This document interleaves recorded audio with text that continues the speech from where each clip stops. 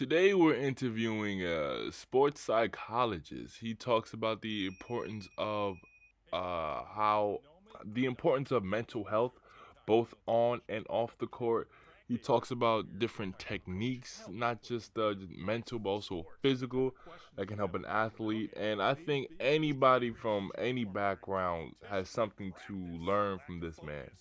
He's a smart man. He's an intelligent man. I said the same thing twice, I know.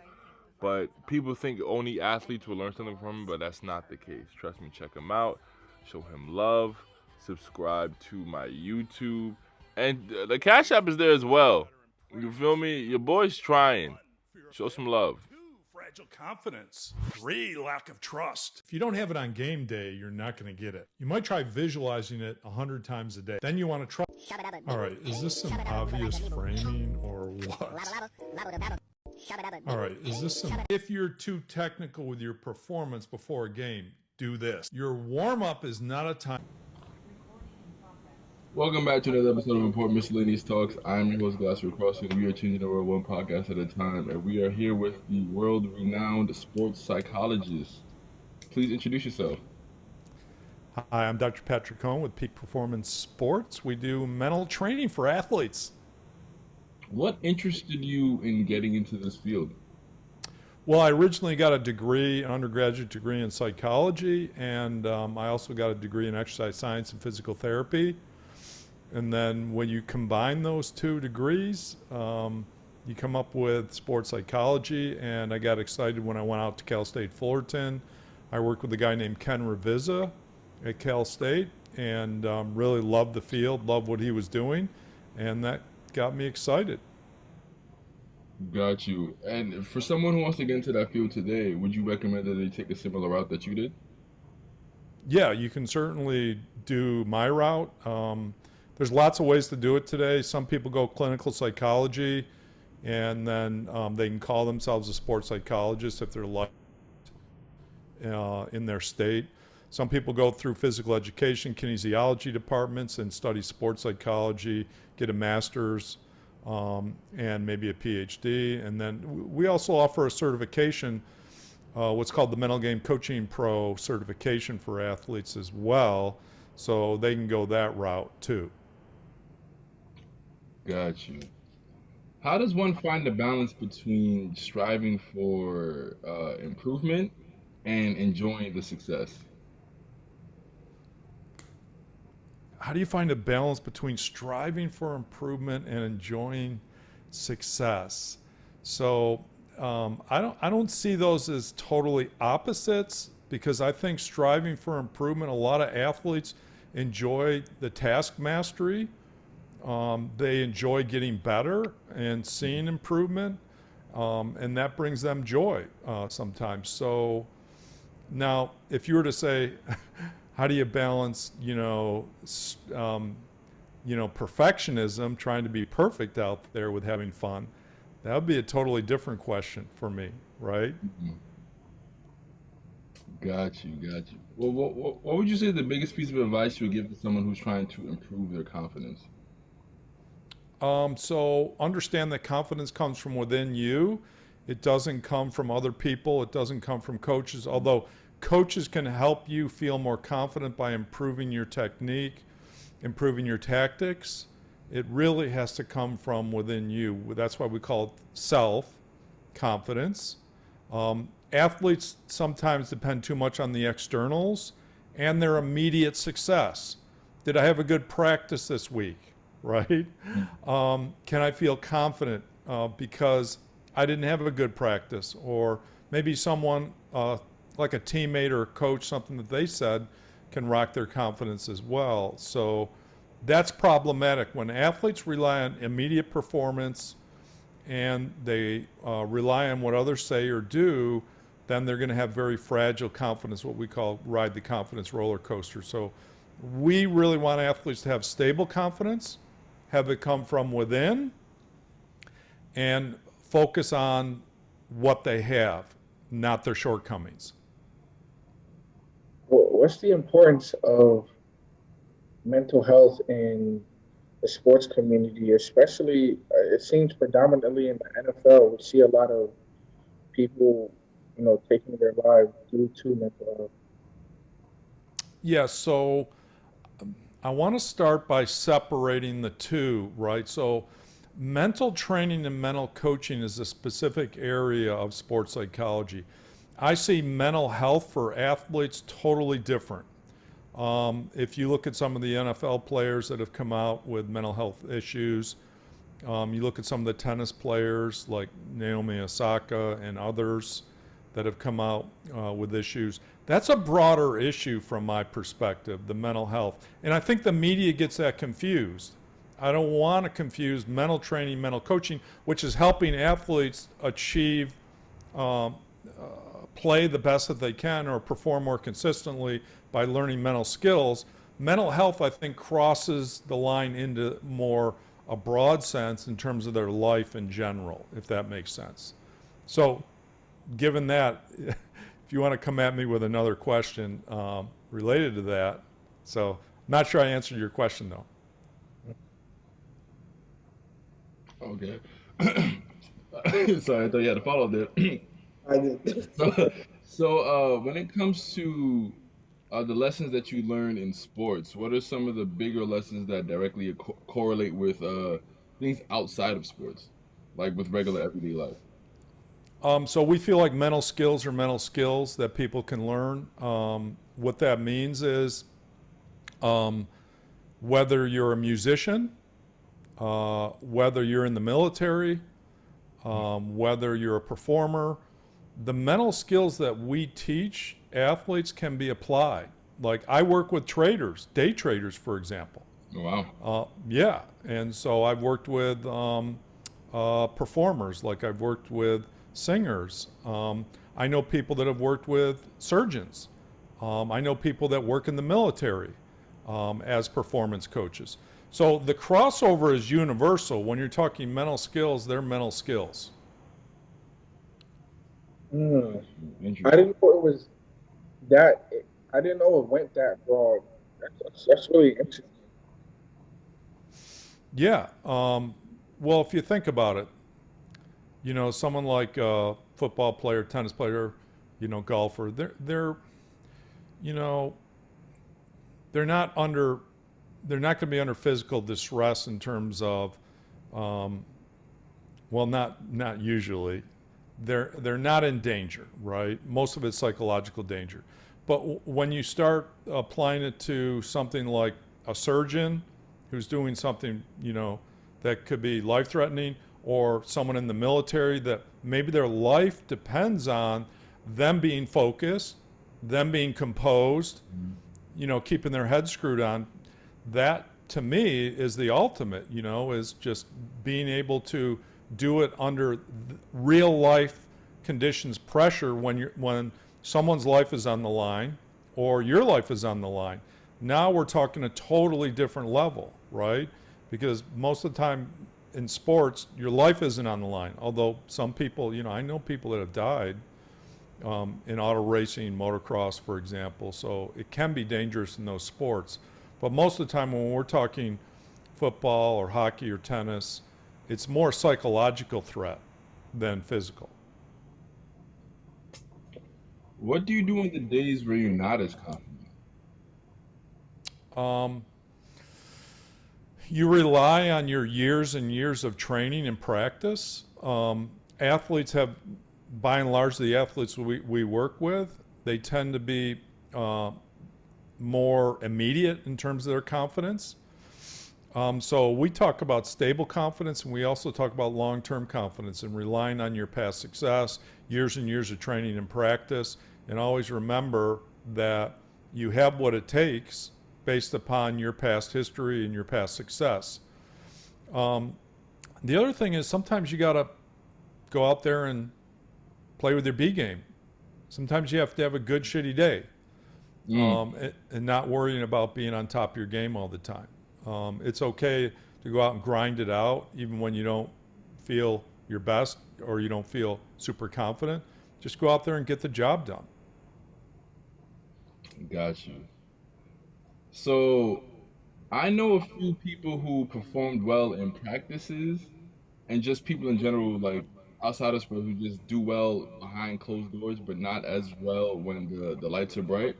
So how does one, take those good practice habits and implement them into the main stage? Yeah, great question. It's the number one reason why athletes and performers contact us. They look great in practice and then they're struggling in competition. So a lot goes into that in terms of being able to take your practice to competition. I think the bigger question might be, why do athletes trip themselves? Why do they choke in competition? Why do they fail to perform up to their ability, right? Same person, same field, right? Same size ball or implement, but what changes? Oftentimes it's fear of failure, fear of embarrassment, fear of not reaching their potential as well. So it's really being able to understand what's tripping the athlete when they go from that training session to that competitive session. How are they getting in their own way? And that's what we do with athletes is we help investigate how they're getting in their own way and then give them strategies to perform better in competition. And most of it's around focus, confidence, and trust in their skills. And certainly managing the fear, any type of fears that they have about failure. Do you have any exercises that can help them through that? Um, Exercises. Well, I do give them practice exercises when they go out and play, maybe practice rounds or practice sets, or within their practice.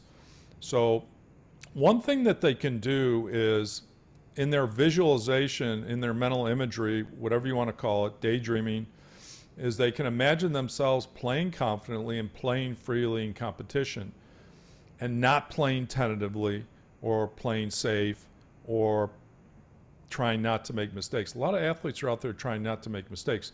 Mm, So the one exercise they can do is visualize themselves playing aggressively and freely and confidently and try to get into that mindset before they go compete. got you.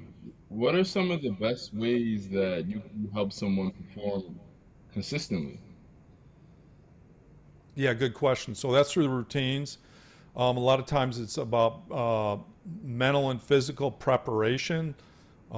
Consistent mental and physical preparation is going to lead to consistent performance for athletes. So having a pregame warm-up routine, which all athletes do, but also adding onto that the mental preparation side of that Mm, as well. So making sure that they get their head screwed on, that they're focused on the process, they're managing expectations they might feel, that they bring a high level of confidence to the game. We call that proactive confidence, that they're in a trusting mindset, and that they're prepared to play composed, and they anticipate challenges and are ready to be able to manage those challenges. Like if you're down, 2 touchdowns in the game, for example, or if you're down a set in the match, to be able to respond well to those challenges because stuff doesn't always go according to plan.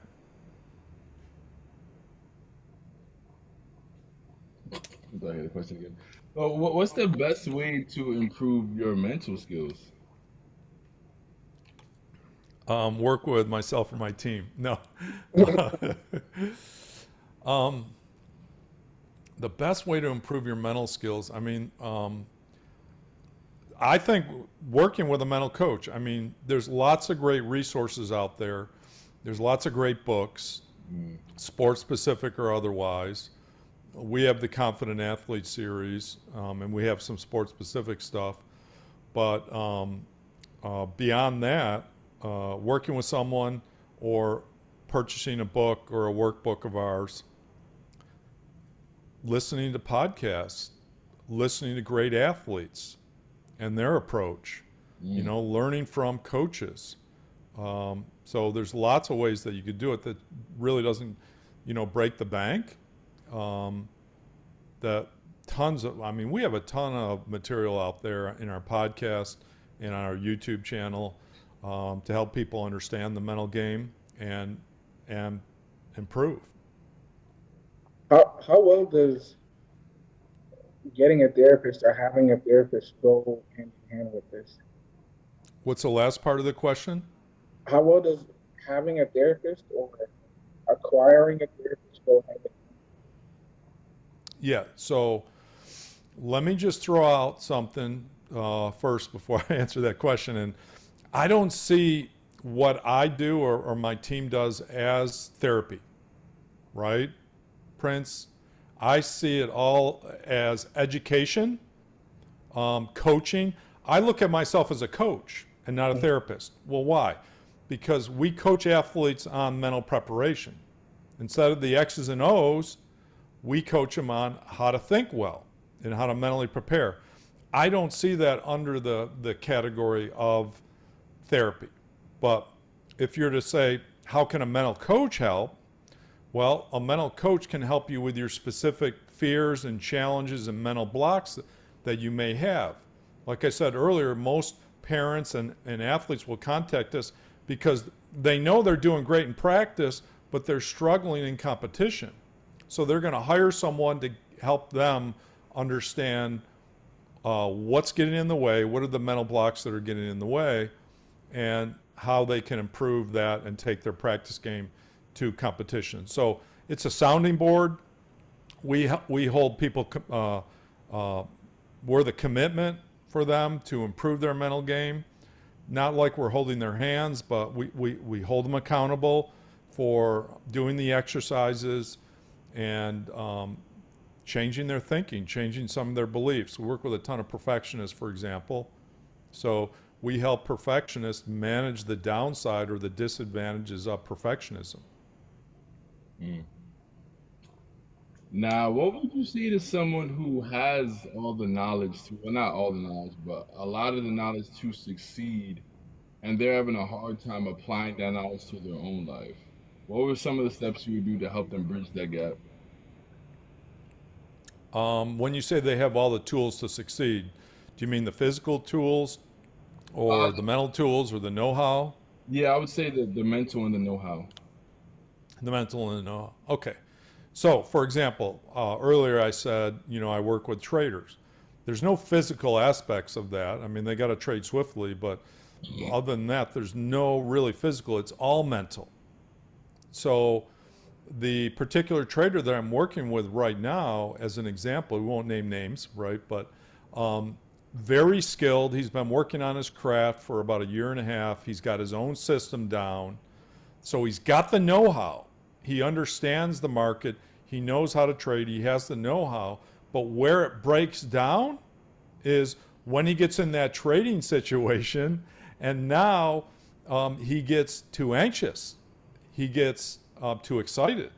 He gets too greedy, right? Or he gets too fearful and wants to jump out of trades too early. So, so it's the same thing I do with athletes. How are you getting in your own way that you're not allowed to apply your system, your know-how? It's the same across the board, whether it's a musician, whether it's a trader, a surgeon, an athlete. How are you tripping yourself and you can't take that know-how and apply it? Most of the time, it's about fear of failure and fear of making mistakes. Mm. How would you suggest someone combat laziness? I'm sorry, come back from what? Combat laziness. And consistency. So, and how are you defining combat laziness? So, I'm not sure. What are some of the things that you would do to eradicate laziness from your daily life? Oh, eradicate laziness. So, for athletes that tend to be lazy that I work with, we want to set routines. We want to set practice routines. I help them develop practice routines. We want to set goals, and we want to set objectives. And we want to get them in the flow and enjoying what they're doing. You know anything about flow? Like, flow is a really interesting topic. When people do not feel challenged and they don't have goals, then they're not going to be able to progress and go forward. They're going to be in that state of laziness, right? So the flow channel, as he calls it, Csikszentmihalyi, the author of flow, he says flow is somewhere between boredom and anxiety. So he says that you have to have a clear challenge to get into the flow, which means be totally immersed into what you're doing. So, Mm. so people that are lazy and maybe procrastinate, right, too, Mm-hmm. is they have to have routines that are going to help them be productive and goals and objectives. And it's just up to them to follow the routine. Yeah, well, yeah. I mean, if you're playing football at Alabama, the routines are already laid out, right, by the coach. Very specific things, drills, routines that they're doing each and every day. So it's hard to be lazy, right? Mm. This is what you're going to do. Let's go out and be excellent, right? But for individuals that don't have a coach, then yeah, they're not being pushed by anybody, and they don't have the routines laid out. So I think routines are extremely important for any discipline, no matter what you're doing. What sports do you play? I played football, hockey, and lacrosse year round when I was younger. Today I play tennis, golf. I do some pickleball, and I do action shooting as well. What's pickleball? Pickleball is kind of like a small version of tennis. Like it's hard to explain. It's like you're playing ping pong on a small tennis court. Mm, Interesting. Not It's like coming that. on. It's really hot. It's really getting hot, and it's coming on big in the U.S. So I actually work with a professional pickleball player. There's pros out there. Oh wow. where did it originate from? I have no idea. I'm just the name is a little bit bizarre, right? Pickleball, but they got it's very much like tennis on a small court with a different ball and a different paddle. Mm. Is there any athlete that is the model of the ideal mindset that you preach? Um, God, there's lots I can think of. I mean, you think of Michael Jordan, any of the great athletes, Michael Jordan, Tom Brady would be another one. Um, Serena Co- Williams, however, she's had some perfectionism, which is I think has limited her a little bit. Um, How yeah. so? So go ahead. How so? Well, when you're a perfectionist, it's got both advantages and disadvantages. Mm. It's the reason why those athletes are great. They're all perfectionists, right? But if you get in a competitive situation and you get frustrated because you're not being perfect, or you get frustrated because you're not winning, or you're not playing to your own expectations, that sabotages athletes. And over the years, obviously Serena's been one of absolutely the best tennis players in the world, but you see her getting upset, and I think that's held her back at times. Mm. But that's to always be poised and control. Yeah. Well, I think great athletes have that combination that they train their butts off. You think of Michael Jordan, um, and the routines he goes through and how he pushes his teammates, wants everybody to be excellent, but then have that utmost confidence, composure, trust in his skills when he goes and competes. That's the ideal combination you want. Someone that's willing to improve, is coachable, is going to work their butt off, almost to the point of overtraining. Um, but yet at the same time, they get in competition, they thrive. They're gamers, right? They raise their game. They don't choke and they don't underperform. Mm. So that's how I look at like someone like a Jordan or a Brady or Serena Williams, all the great athletes, Joe Montana. I mean, I could go on and on. Kobe? That's what they have. Kobe. Kobe, yep, Kobe would be another one. Okay, I had to mention that. A professional team that's losing consistently. What is the biggest piece of advice that you would give to them? Yeah, great question. Professional team that's losing consistency. Well, they got to change it up. They got to do something different. Stop doing the same old things that they're doing. Because what's the definition of insanity? You know, doing the same thing over and over again, expecting a different result. So, yeah, and have internal leaders step up. I think it helps if you have internal leaders step up and try and challenge the team to be better as well. It's tough when you get on a losing streak, right? You start to think that we're losers. So sometimes it's that team atmosphere of we're just on a losing streak and there's nothing we can do about it. That hurts teams as well. So you got to be careful of the expectations and the generalizations that you develop, right? Would you give the same kind of advice for a college team or a kids team or a high school team? Yeah, absolutely.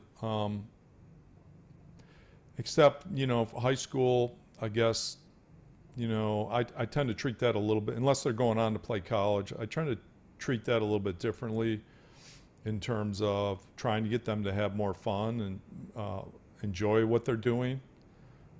So many athletes out there are looking at it more like a job that they have to do. And I don't want them to look at it that way. I want them to have more fun and have more joy. But if they're constantly stressed, they're constantly fearful, and they have fear of failure and worry about what others think, it's hard to have fun.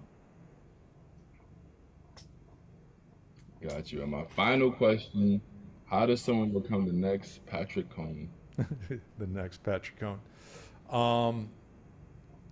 Read everything you absolutely can that's out there in terms of sports psychology, mental training, mental toughness. All the authors that are out there, whether it's Revisa, Rotella, a lot of new authors, a lot of new authors out there as well. Get a master's at the very least. I think a master's is good enough to do mental training. You don't need a PhD. And then take my certification program. I feel like the self-promotion. Yes, you gotta. Well, that's all the questions I have for you. I thank you so much for taking the time. All right, thanks guys. Thanks for the questions. All right.